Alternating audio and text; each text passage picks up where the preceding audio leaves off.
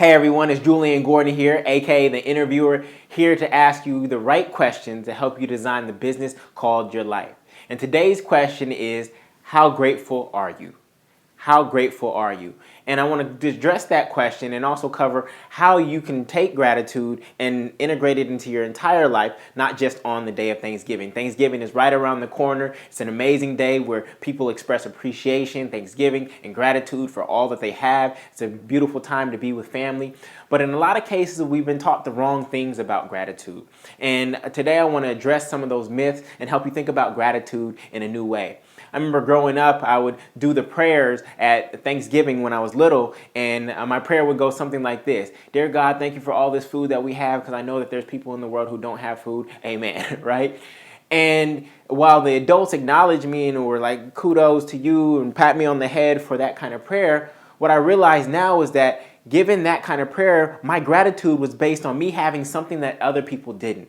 And while that's a cool thing to kind of think about, and oftentimes that's what allows us to acknowledge our gratitude when we see somebody else in a worse condition to us, what it implies is that I am only grateful when somebody has less than me, when I have something that other people don't have. And to be honest, I just don't believe that the world was designed in that way where we only have to be grateful when other people don't have what we have. Whether it's money, whether it's talent, whether it's good looks, whether it's food, whether it's clothes, whether it's cars, whether it's health. What if we are all healthy? If we are all healthy, will we still all be able to be grateful for health, or will we just expect it? Would it just be something that we feel entitled to have? Everybody has health, so I just expect it now. And when we start to feel entitled or expect things to happen for us, then we start to lose our sense of gratitude. What I found is that one of the secrets to life is taking all these amazing holidays that we have, like Thanksgiving, Valentine's Day, which is all about love, and saying, how can I integrate this holiday into my daily life?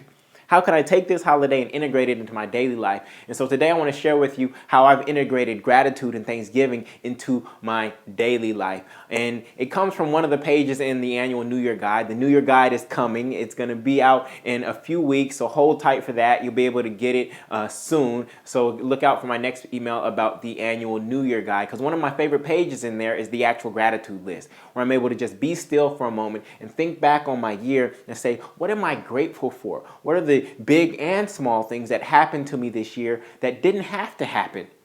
Right? That's the way I think about gratitude. It's not whether I have something that other people don't have. It's whether when I think about my life and say, what happened to me or for me that didn't have to happen? That's where my gratitude comes from. And I have a quick story about how I got into this mindset of gratitude. It was about 2011, and I just come off my Route 66 tour. I started my relationship with Pam, and it just had been a good year. And I was doing the New Year Guide in January, and here comes this page, the gratitude list. And I'm starting to write down these big things that I'm grateful for, like my Route 66 tour, a new book, my relationship with Pam, etc. But then I stopped, and I still had all these blank lines to fill out. And I was like, why can't I think about all the things that I'm grateful for? Here I am, I'm blessed, I'm fortunate, I have enough. And it was hard for me to really just write down what I'm grateful for. And so, as you know, I started my business in January 9th, 2009, 3 months before the economy tanked. And when that happened, all I would see was just red stock tickers, people saying, Julian, don't do this now, go do something that's safer and start your business later. And if I had done that, I would still be waiting to start my business today, because the economy is going to go up and down whether we like it or not. And so I realized that my mindset was in a mindset of scarcity. Right? I was in a mindset of scarcity. And I knew that my business couldn't grow from a mindset of scarcity, that I had to shift to a mindset of abundance. And so I was moving along with my business at the time, and we're in 2011. And I get this email invitation saying, Julian, you're amazing, and we want to invite you to come with us. And originally, when I saw the email, I was just going to put it in my spam folder or archive it and just get it out of my way, because I was like, what is this?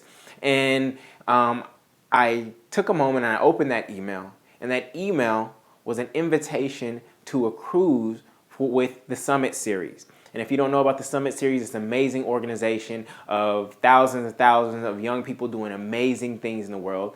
And what had happened was one of my mentors who worked at a foundation had invited me or given me an extra ticket that his foundation had bought to send some of his fellows on this cruise to me.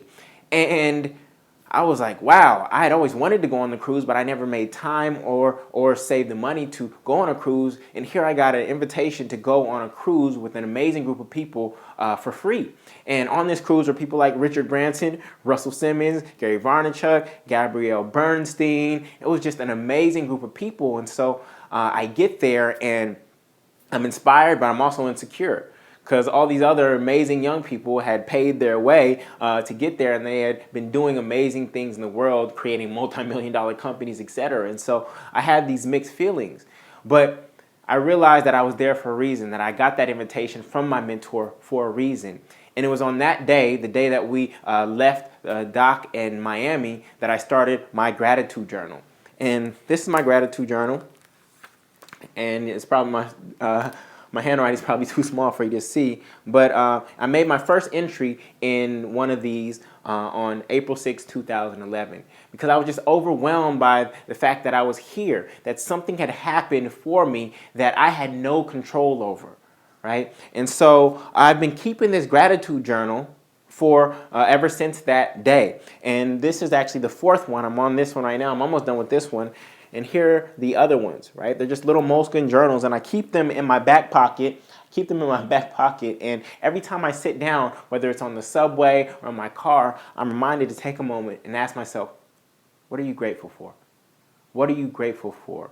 And so I put things in here like I'm grateful for my friend being accepted to the firefighter academy, having the opportunity to hold my nephew and feed him a full bottle. That was an amazing moment in my life. And I don't call these gratitude journals, I actually call them thank accounts.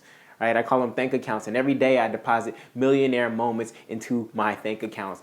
And over the past, 2.5 years, I've documented over 10,000 moments of gratitude in these little journals. Right? And I do it throughout the day. It's not something I just write in at the end of the day. It's throughout the day. And that's why I keep it in my back pocket, so when I sit down, I'm reminded. So what I want to invite you to do is think about gratitude and Thanksgiving and appreciation, not just on Thanksgiving, but I want you to get in the practice or the habit, and just try it out for a week. Get in the practice or habit of writing down the things that you're grateful for. Because as you move through the world in that way, when you start looking for things to be grateful for, I've actually retrained my mind to look for things to be grateful for, because the world is happening and working on your behalf all the time. It's just that oftentimes we don't recognize it and we don't see it. And now when I step out into the world, I'm looking for things to be grateful for. And when you start seeing things to be grateful for, guess what? You start to see more and more things to be grateful for. And it's not just the big moments in life. There are a ton of small moments in here that have had amazing impact. And then I'm like, you know what? That didn't have to happen, and I'm grateful for it. And so what I invite you to do is take a moment to go down to the comments area and write 1 or 2 things that you are grateful for that didn't have to happen to you today or this week. Just 1 or 2 things. Just think about your past week or past day and say, what are 1 or 2 things that happened to me that day or this week that didn't have to happen, that I had no control over? And when you start to think about gratitude in this way, I think you'll start to experience more and more gratitude all throughout your life. So with that, I want to wish you a happy Thanksgiving, and look out for my next video next week. And also, the New Year Guide is coming out soon, so keep your eye out on the email about that being released soon. Wishing you the best, and take care.